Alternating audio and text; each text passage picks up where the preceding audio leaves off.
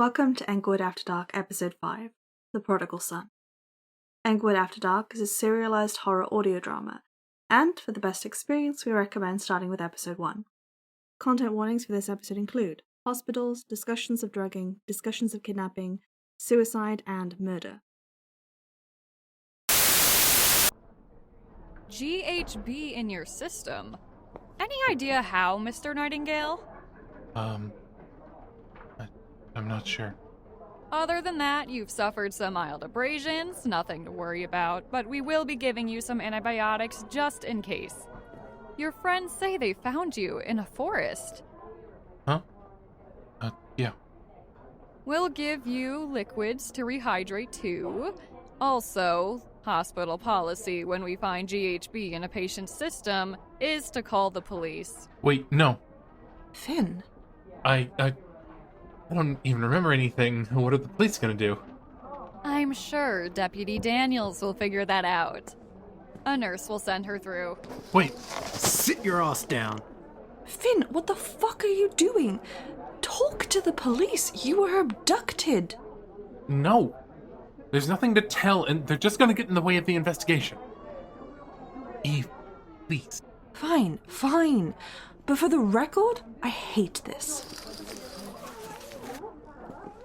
Hi, Deputy Daniels.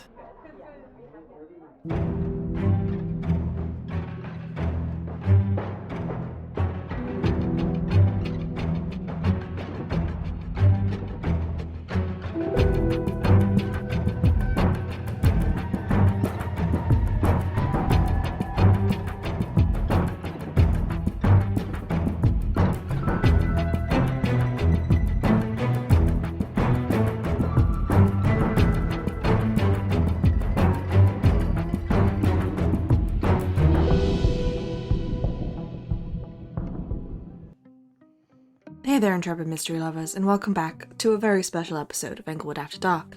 I'm your host, Eve Pemberley, tired working mother, and this is my co-host, Finn Nightingale, stubborn teenager who isn't a kid anymore, Mom. Which I guess makes Seb, what? My weird uncle? No. We're joined tonight by Seb, the bad influence to Finn's do-gooder teenager. Finn, are you sure that this... Yeah, I'm sure. We're good. Sorry for the hiatus last week, folks. We were up to our necks in adventure and mayhem. Maybe even a little peril for good measure. You're an idiot. Thank you for your input, Dr. Cranky Pants. We're recording tonight against the wishes of both of my friends here, but I will not be silenced and I will not be scared. Try all you want. I may seem like a cuddly teddy bear, but I've got nerves of steel and I don't back down. And we're an intrepid duo for a reason. If he's in, I'm in. Even if I do think this whole thing is crazy. You know what? Maybe it is crazy. But honestly, it was on the second I got grabbed. If you wanted me to back off, this was the wrong way to go about it, assholes. I don't back down when I'm scared. I dig my teeth in. Like a demented Rottweiler. Yappin' Pomeranian. Hey! Regardless, after Finn's ordeal, we tried to get him to go to the police, but he's stubbornly insistent on handling this whole thing in-house. Like we're Mystery Inc. Ooh, dibs on Daphne. As long as I'm Velma, I've got no complaints. But Daphne? Really? What? She's smart, sexy, and great at accessorizing. You can't say she doesn't remind you of yours truly. So that's your Halloween costume sorted then? Scrappy, dappy, do. I swear it's like I don't even know you. Or you do, and you realize he's just being as divisive as physically possible. Say psych right now. No. If you're joining us here for the first time, excuse us. This is not our usual format. To catch you up, I pass you to my much more theatrically minded co-host. Finn, if you would. Our latest case has been to plumb the nefarious depths of one Ludwig Schmidt, philosophy professor by day, serial killer by night. We've delved into the suspicious circumstances surrounding his death. We've discussed possible accomplices, Wives, best friends, teaching assistants, the flies, and even demons. we've explored Schmidt as the origin of the campus's urban legend, the murder farm. We've delved deeper into the potential copycat murders enacted after Schmidt's death. Both seeming coincidences and obvious conspiracies with demonic... Allegedly. allegedly demonic overtones. We also discover that the man who literally wrote the book on the subject has died mysteriously. And that someone really, really, really doesn't want me to look into it. And they're not going to get what they want. We won't let them. Inspirational. Why are you even here? Apparently, if I let Finn out of my sight for more than an hour, he gets kidnapped. You think he's joking, but he showers with me now. Intimate. And besides, I have Eve. She counts as a personal safety device. I do? Yeah, if someone comes in here to get me, they're gonna have to go through you. You'd use me as a human shield? So easily? You're like a human shield, but with more pizzazz. You've got punching and kicking actions. And I carry mace. You carry a mace? Haha. So how do you want to do this? Well, I was planning on skirting the seriousness of the whole ordeal with the lighthearted quips and general banter. You sure? Yeah, I'm good, Eve, promise. Okay then. Shall Seb and I pick up where the podcast left off? Hey, don't rope me into this bullshit. Too bad, you're already hogtied. Yeehaw! Never say that again. No, keep going. I love it. For the love of God, stop it. This is why I hate when you two are in the same room. Stop encouraging him. Sorry, partner. No can do. Ah! Okay. Stop doing the sign of the cross. I'll stop. So, last we left off, everything was very dramatic. Finn, you would have been so proud of us. Seb burst into the podcasting studio. We shouted at each other, and then we realized that someone had called in about your abandoned bike, so we headed out. I'd like to take this time to thank Najette for finding my bike and to thank the entire student body for not immediately going, hey look, a free bike. Yeah, well, we raced over to the back building to check out the place where Najette found your bike. He was very confused. Yeah, when the three of us crashed into the library and started yelling at him, he was pretty concerned. And then we got kicked out of the library. Eve Pemberley. Breaking library rules for little old me? But by the time we got kicked out, Najette was on board, somehow. So he took us to the back building and showed us exactly where he'd found the bike. We rooted around in the shrubbery for a while. And then Carmen stepped in shit. She did. And bringing that up on the podcast means it's definitely fight on sight next time you two see each other. Which is different how? Right, well, after wandering around in the shrubbery for a while, I realized that if I was a kidnapper targeting you for the things you say on the podcast, I might remember that there's a conveniently empty building behind the back building. And if I needed to get you to a secondary location, why not use that one? Never let them take you to a secondary location, kids. Hopefully no kids are listening to this. We are not family friendly. Sure we are. I edit out the swears and everything. Most of the time. Finn, we talk about horny ghosts. Huh, you said we. Eve believes in ghosts. No takebacks. No, he has a point. So anyway, we went up to the farm. It was a bit of a trek, but there was this elephant trail through the undergrowth and stuff. There were elephants? Yes, Finn.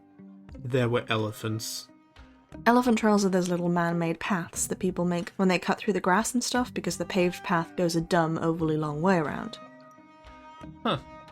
When I was a kid, I just called them fairy paths. Adorable. But to get back to the story, we made our way up to the farm. Seb thought we were crazy, but then we found your phone in a bush. Not entirely out of character for you. Hey! One time you got so drunk on a night out that you buried your phone for, and I quote, safekeeping. Alright, fair. So when we found your phone, we were pretty sure we were going in the right direction. There was some concern that maybe we should call the cops, but... Then you found me unconscious on the decrepit porch steps of the old farmhouse. Actually, we found you in a wheelbarrow at the property line, snoring. Yeah, like I said. Right, well, Seb woke you up. By screaming at me. We were a little bit worried. You had been kidnapped. Before we heard you snoring, we thought the worst. Thanks for going to the haunted house to find me, guys. You're welcome. Carmen forced you to drink a sports drink and eat some cheesy crackers. Such a mom. And then Seb carried you to the hospital. Like a princess. He slung you over his shoulder like a bag of potatoes. Princess potatoes. Wait, no, I don't like it. I think it sounds great. You don't count. And that's the tale of our very anticlimactic rescue of Princess Potatoes. Not my name. Whatever you say, Princess Potatoes. I hate you both so much. We love you too. You want to leave it there? No, I keep telling you, I'm good. Better than good, even. I'm feeling theatrical. Oh boy. You've heard from my gallant rescuers, dear listeners. Now, perk up your ears for my side of the story. I'm going to tell you exactly what happened to me in those missing hours to the best of my recollection. Strap in. It was a mid-autumn evening. I had just left my colleague, the impeccable Miss Pemberley, at our historic campus library. The air was crisp, the leaves even crispier. The moon already hung heavy in the sky, even in the daytime. Sit down, Sebastian. The door is locked. There's no leaving now. Oh my god. Welcome to my world. I was pursuing a lead in the case of Amber Reed. I'm a poet and I didn't know it. Finn, focus. As I left the library, I stopped at a little stand offering cups of salted caramel latte in return for a donation to Greenpeace. The girls selling it were lovely, but it tasted terrible, so I chugged it. You have the palate of a fucking toddler. Then, I headed past the campus bookstore. Valerie gave me her best evil eye, and I begged for her forgiveness by singing Valerie at her until she went back inside. The list of people who'd want to maim you is so very long. Princess Potatoes. What would your viewers say if they could see that hand gesture? Eve, Here, have a donut. as I was saying, I got some free salty lychee punch from the student election committee. They were doing sign-ups for some campus initiative or whatever, and I am nothing if not a man lured in by the promise of free stuff. Then, I went to grab my bike to head over to the back building, but before I could grab it, I ran into Emma. You know Emma? Finn, I am begging you to get to the point. I only have so many donuts. Right. Well, I headed out to the back building. Someone had put a note into the comment box. It told me they had more information about Amber Reed's death and that they needed me to meet them, alone. Oh my god.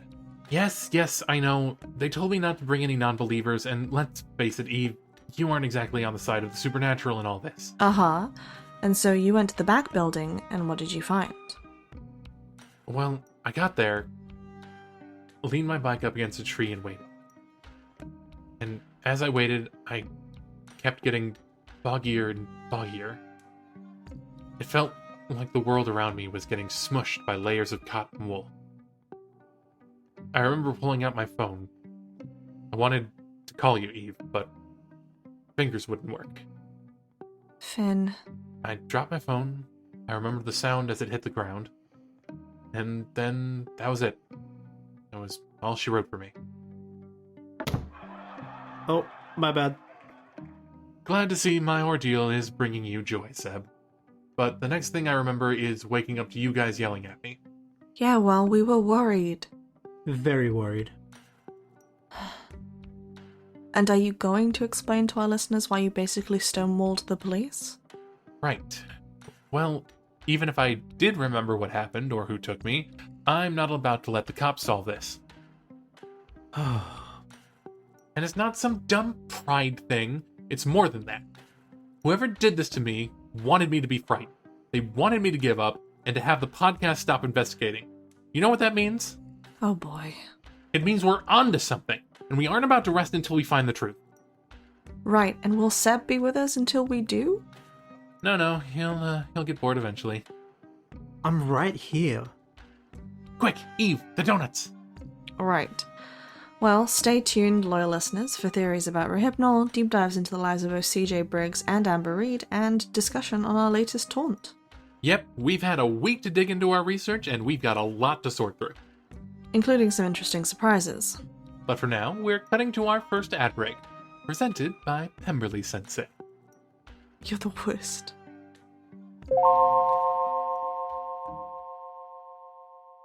The Feminist Society on campus, in conjunction with Englewood Student Union, are offering self-defense classes in the next week. Come on down to Dance Studio C3 on either Tuesday or Thursday at 6 p.m. for a beginner-friendly intro into basic self-defense. Every participant will also receive a free cupcake, courtesy of the Feminist Society. Have no fear though, if you are a more experienced martial artist, the campus also offers judo, kung fu, and karate classes. I can personally vouch for the kung fu classes, and in the coming weeks we're working with Tomfa, so if that sounds fun, come and join us. I'm gonna be honest, I completely forgot you were taking Kung Fu. Maybe you should be my bodyguard. Sorry, bud, but from the sounds of it, guarding you is a full-time job. But I'm not showering with you, Finn. Fine. Then how about it, Seb? You want to go to Kung Fu school? Pass. I'll be honest, I think he's intimidating enough without it. I'll take that as a compliment. You would. First things first, we have to talk about the similarities between what happened to you and some of our other victims. I want to talk to your lawyer. You're my wife, and I... Oh, hello? Sorry about that. I thought this room was empty. Hi, Professor. We're recording tonight, actually. Can we help you with, No, it's fine. I was just looking for somewhere quiet. Oh, well, the room next door is always empty when we're recording? Right. Yes, I'll try that. Thank you. He doesn't look so good. This coming from the person who was just abducted. Speaking of which, like I was saying, we have to talk about the similarities between what happened to you and some of our other victims. No external injuries aside from a few scrapes and bruises, but I imagine that just came from moving me haphazardly through the woods in a wheelbarrow.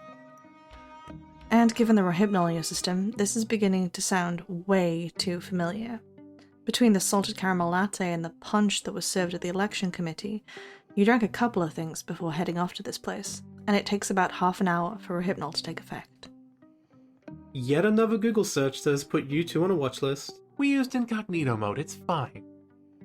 Ah, idiot. Even so, those were two extremely public places, and I didn't see anyone but students at either one of them. You didn't bump into anyone or pass through a big crowd or anything? I mean, maybe? Details are still a little fuzzy. I think I had to squeeze my way through a crowd to get to the punch table? Then that's probably when it happened. But wouldn't that mean it would have to be a student that drugged you? I find it hard to believe that a random adult can wander into a campus and stand in a crowd of students without anyone calling attention to it. Who knows? Maybe I set my drink down at some point? Hard to believe, but I'm not the most observant person of my surroundings. It's not like I knew I was going to be kidnapped. Well, if you start to remember anything... You'll be the first to know. And second to know. Thank you. Then I guess let's move on to the other cases. We now have 3 separate instances of people who were looking into, or at least near the farm, who were given a dose of Rohypnol. The MO is clear. And we've done a bit of digging into those 2 cases to check for similarities. Eve continued digging into CJ Briggs, while I took a look at Amberine. And I did manage to find something, actually, but it was really hard to find anything concrete sifting through all the bullshit. You know how Carmen and I talked about how an obsessive fanbase might be the reason CJ Briggs went off social media? Yeah?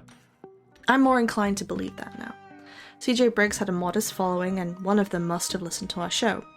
Ever since, the conspiracy theories have been churning out non-stop, and our Twitter page has been more or less flooded by people trying to help out. Knowing that CJ Briggs used to reach out to his fans quite frequently, I took the opportunity to ask the crowd to send us any correspondence they might have had with CJ prior to him dropping off the social media entirely. And took a little while of sifting through trolls, obvious photoshops, and plain unhelpful interactions. But there was at least one email conversation that actually ended up being helpful. Someone wrote in asking about theories about a partner, and in response, Briggs had this to say: "Dear reader, thank you for taking an interest in my book. Unfortunately, I am running into red tape regarding theories of accomplices.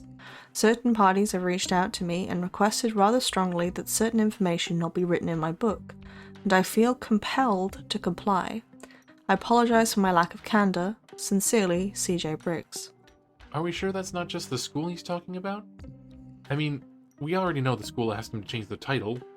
Couldn't they have asked him to take other things out too? The school's main concern was having their name dragged through the mud, so they asked for a change in title. But I don't think they asked him to change any of the content. I mean, Englewood is still mentioned heavily in this book. How could it not be? I think the pressure was coming from somewhere else. Our friend with the creepy voice? Well, friends, I think. More likely we're dealing with a group here, not one person. Even just going off your kidnapping, if someone slipped you roofies at the election committee table, followed you from there to the letterbox, then from the letterbox to the place you were taken, well, even you would have noticed someone stalking you for that long, I think. One person to drug you, one person to take you away, maybe a third person to sneak into our recording room? That makes sense. Though, I do have to ask the question of why they're doing this in the first place. To keep us from digging into this any further. No, I get that part, but why do they want us to stop digging into it? At first, I thought it would just be an accomplice trying to shut us up, but at minimum, an accomplice of the original murders would have been around 20 years old at the time? Well, that would make them around 60 now. People would notice if an unfamiliar 60-year-old man or woman was on campus, right? I think they'd stick out like a sore thumb. Right, which means it was most likely people who were college age or at least still young enough to pass for college age, right? Or am I completely off base with that? It's a leap in logic, but it makes sense, yeah. Then why would someone who wasn't alive at that time have any reason to try and stop us from digging into things further? Unless some 60-year-old enlisted the help of a student to slip me a Mickey. Slip you a Mickey? What fucking era are you from? Then it has nothing to do with exposing Schmitty's probable partner. If it is an adult, it could easily be someone we are already familiar with. A faculty or staff member. Really think so?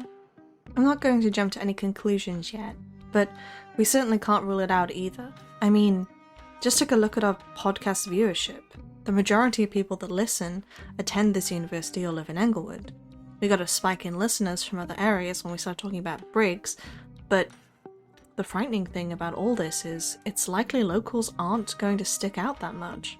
And again, this is why it's too coordinated for one person to pull off, so we're looking at a group here. How big it is, I have no idea. Exhilarating, isn't it? Are you fucking insane? In a world filled with corruption, serial killers, and horny ghosts, two amateur detectives stumble upon a small-town conspiracy. Ouch, jeez. Seb, since when do you have such a good arm? Thank you, Seb. Finn, stop getting off on danger. Are you not the least bit concerned? You were attacked. Well, yeah, but between Seb following me against my will 24/7 and you and I tugging at this thread, we're bound to figure things out eventually. I admire your faith in us, but can you at least pretend that you're not enjoying this as much as you seem to be? Eve, you know I can't. Ugh, whatever. Moving on. What did you find out about Amber Reed? Oh, quite a bit actually. Well, please, share then. As a quick summary for any first-time viewers, Amber Reed was a student here at Englewood College, editor-in-chief of our school newspaper, the Englewood Edition, and unfortunately, a victim of a copycat killer who used the MO of Ludwig Schmidt. Police found her in a shallow grave with lipstick crudely applied. God, that is just not something you get used to hearing. When last we spoke about Amber in depth, she and a male friend of hers broke off from a party that was happening nearby and went up to the farm. She and her friend came back without incident, but later on, after seemingly having too much to drink, was brought home by two classmates to sleep it off. She disappeared from her campus apartment only to turn up later as described earlier. And while using my expert sleuthing prowess, And your God-given gift for being as obnoxious as humanly possible, I managed to track down Amber Reed's old roommates. Even managed to speak with one of them. How do you keep doing this? You dare doubt my expert sleuthing prowess? For the love of God, please stop saying prowess. Amber was rooming with two other women, Madison Holt and Claire Hughes. I reached out to both of them, and while Claire never answered, Madison was okay to talk a little bit. And what did you find out? Mostly personal information. she didn't much want to talk about the case, which I understand. Digging up painful memories is hard. Amber was a journalism major, no surprise there, but was also very much into photography. Apparently, she spent most of her free time either writing or practicing with her camera. Not at all a party type of person, which made it very odd that she suddenly decided to attend a frat party that fateful night. But the most interesting bit of information I learned in all of this, Amber Reed had a long-distance boyfriend. How is that the most interesting tidbit? Well, for one thing, this was 1999, the age of AOL and dial-up internet. Long-distance relationships weren't really as big of a thing, and they were definitely not viewed as real relationships by the general public. However, Amber met her boyfriend, Caleb Breyer, when he was attending Englewood on a foreign exchange program. When he had to return, they spent most of their senior year messaging back and forth, which was another reason she was holed up in her room so often. Amber had kept this relationship very hush-hush. Amber's plan, once she graduated, was to leave the country and meet up with Caleb again. So if she was in that devoted of a relationship, there's no way she and that friend of hers went up to the farm to fool around. Exactly.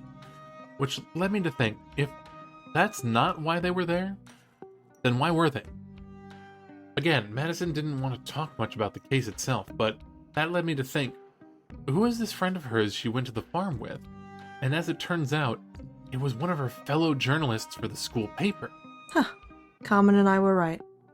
I couldn't find any concrete proof of it, but yeah, to me it sounds like Amber and her friend were going to do a story on the farm. Might be the reason she went to that party in the first place. So you, Amber, and Briggs were all investigating the farm before getting drugged. The only difference between us is, well, the degree to which we were drugged. Which is something I've been thinking about, actually. Why the other two were murdered, but they only seemed to try and scare you? Exactly. I mean, is it a matter of how much each of us found out? We only seem to have brushed the surface of something here, but it could be possible that Amber and Briggs found more concrete evidence of something. Maybe, but we have Briggs's original manuscript, and there's more in here than in the book. Theoretically, we know everything that Briggs knew. It could be that we're more public? What does that mean exactly? I mean, Amber and her journalist friend, if they were working on a story about the farm, certainly didn't make it public that they were doing so.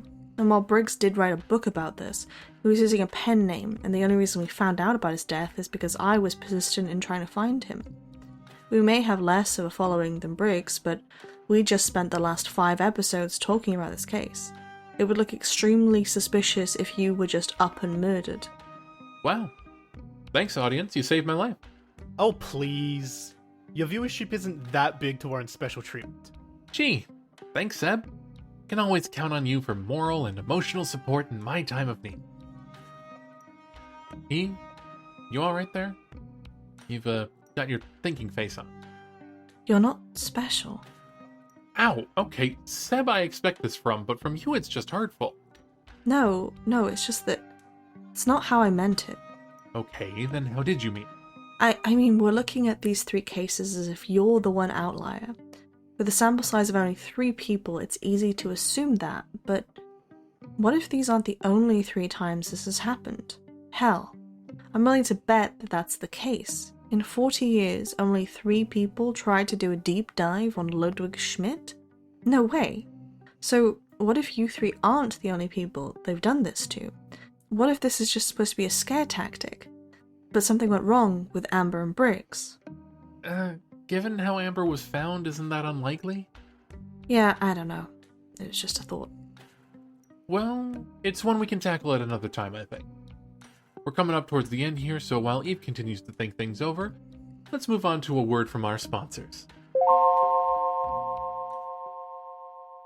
Today we have a super fun announcement courtesy of one of our campus's book clubs, Hyperbolics Anonymous, who... Wait, no, that says Hyperbolics Antonymous. You might want to get a proofreader on that, guys. Antonymous is a real word, Finn. This week, Hydroponics Autonomous is going to be discussing Alex Michiedelli, Alex's new book and New York Times bestseller, The Maidens. If you're in the mood for dialogue and discourse or just a bit of literary lurking, get on down to room G11 this Thursday night. Meetings start at 8 o'clock and go for an hour. If you're short a copy, not a problem. We here at Englewood After Dark have a special offer just for our listeners. Head to the campus bookstore, grab a copy, and say the code phrase at the counter, "Finn is really sorry," for a 0% discount. It won't save you money, but it'll make me feel better, and maybe Valerie will finally forgive me. I cannot believe you just outsourced your apology to our listeners. I can. I hoped she'd be impressed by my brazen charm and shameless exploitation of our fan base. Eve, you're a woman. That's what women like, right? Brazen charm? 1, no. 2, you're apologizing to her, not asking her out. You don't need to impress her, just show her you're sincere, which you clearly aren't. Some women must like brazen charm, right? This is why you don't have a girlfriend, bud. I've had more girlfriends than you, Eve. Sure, but only because I can keep a single girlfriend for more than 3 weeks. And I choose to confront my flaws some other day. And I think that's enough about your dark and salacious love life. We have deeper, darker, more twisted secrets to delve into, like Schmidt, or the flies, or Seb's internet history. Go fuck yourself. Oh, that's defensive. It must be good. On second thought, Seb's browsing history will have to wait for our next Englewood case, because as it stands, someone has had the goddamn audacity to attack us directly, and I'm not about to stand for it. Amen. Eve, hit the inspirational non-copyright soundtrack button. That's an extremely specific button, and I don't know where that is. It's on the soundboard, right in the bottom left. I mean what I say. I can't give up on this. This is my first big break. This is something real. I know I can't be a big damn hero, but I still won't let the world make me feel small, especially when I have a chance to step up. I think this is a chance for us to do something big. Finn. I don't want to be Finn who ran away. I don't want to be Finn who let bad things happen to good people. Even if you don't believe in Schmidt, surely you can see that people in this town are hunting down and hurting people related to this case. We can't let them get away with this anymore. And we won't. Yeah, so we're gonna follow this through to the very end. And then, if the school just so happens to want to erect a solid gold statue to my investigatory prowess, I wouldn't say no. My turn. Alright, listen here, fuckers. Do you know how much free time I have each week to deal with Finn's shit? None. I don't have that time. I sleep 3 hours a day and I'm awake all night. I exist in a constant state of caffeinated misery, and for every moment of suffering you people inflict on me via Finn, I will inflict upon you tenfold. Okay, and we'll just leave Seb to that. I suppose that just leaves me. Courtesy of last week's secret guest providing our outro, we know whoever took Finn is familiar with our show. So this message goes out to that person. And that message is, thank you. Thank you for leading me right to you. Your days of coercion and abduction are numbered. Everyone leaves a footprint, whether physical or digital. That is to say, you've already fucked up. Woo! And in case you think I'm bluffing, in case you think you're being clever, keep in mind that this building is only accessible after dark via keycard reader. Now, that's just your first fuck up. I'm going to find the rest, and then, no matter how long it takes, I'm going to find you. I'm patient, I'm observant, and I'm ready to fuck up your day. Well, Finn, I think we've made all our positions quite clear. And let me just say I am eternally grateful to be surrounded by you wonderful and absolutely terrifying people. With your knives, your late hacking skills, and sinister metaphors. Aww. Sure. Let's wrap things up here on this wholesome note. We're gonna have a long week ahead of us, and I get absolutely cranky when I don't get my beauty sleep. Sounds like a plan. As always, thank you, Professor Hannessy, for letting us use this room again. It seems like there have been some unauthorized guests recently, but don't worry, we'll find them in short order. And thank you, dear listeners, most of them anyway, for bearing with us this far. So long. Farewell. And remember, when somebody pokes their nose into your business, their teeth are never far behind.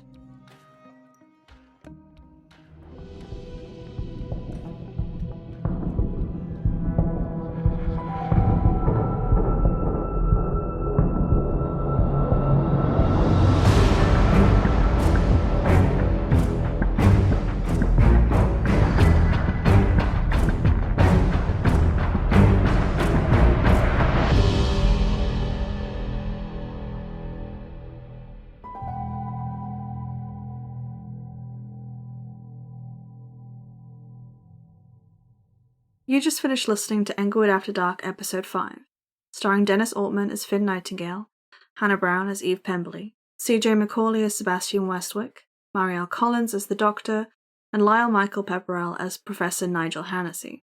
On-air music provided by The Talented Athen, and opening music by Nicholas Gasparini.